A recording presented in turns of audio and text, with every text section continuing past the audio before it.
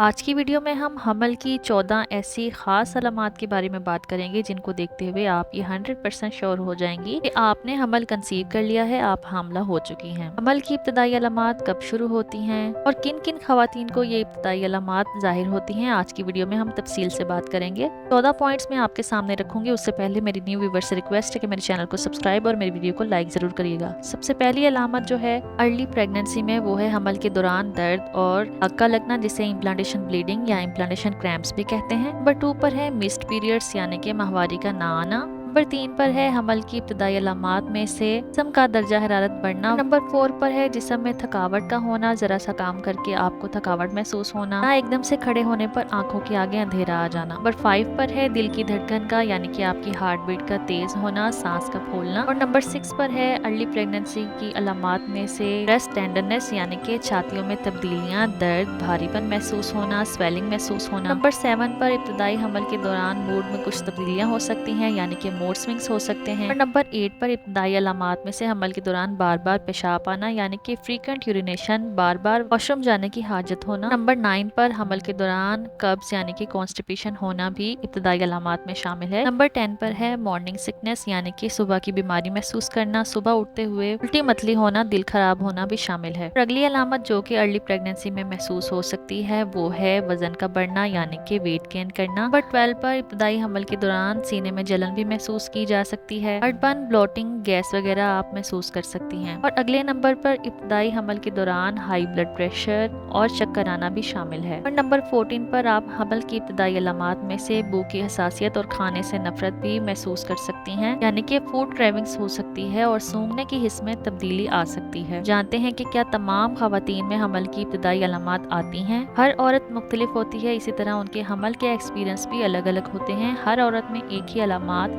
या एक ही हमल से दूसरे हमल तक एक जैसी अलामात नहीं होती, यानी कि एक औरत अपनी हर प्रेगनेंसी में एक जैसी अलामात महसूस नहीं करती। हमल की इब्तदाई अलामात आप किस वक्त महसूस कर सकती हैं, इस पर भी डिटेल से बात करते हैं। आपके हमल का पहला हफ्ता आपकी आखिरी माहवारी की तारीख से काउंट किया जाता है, यानी कि आपकी आखिरी माहवारी को हमल का पहला हफ्ता समझा जाता है, यहाँ तक कि अगर आप अभी हामला नहीं भी थी। इस वजह से पहले चंद हफ्तों में जहाँ आप में अलामात नहीं हो सकती हैं, वो भी आपके 40 हफ्तों के हमल की तरफ शुमार होती हैं। आपकी माहवारी की ड्यू डेट जो है उससे पिछले 8 से 10 दिन जो हैं उसमें आपको अर्ली प्रेगनेंसी की अलामात शो हो सकती हैं, यानी कि आपकी अगर पीरियड्स की डेट 20 है तो पिछली 10 तारीख से लेकर 20 तारीख तक आपको प्रेगनेंसी की अलामात शो हो सकती हैं। और पीरियड्स की ड्यू डेट यानी कि मिस्ड पीरियड के बाद भी आप अलामात के ऊपर गौर कर सकती हैं। पीरियड्स की अलामात और प्रेगनेंसी की अलामात ओवरलैप करती हैं, मिलती जुलती होती हैं, इसलिए चैनल पर बहुत सारी ऐसी वीडियोस मौजूद हैं जिनको देखकर आप ये डिफरेंस आसानी कर सकती हैं। चैनल से जुड़े रहने के लिए मेरे प्रेग्नेंट चैनल को सब्सक्राइब और वीडियो को लाइक जरूर करिएगा।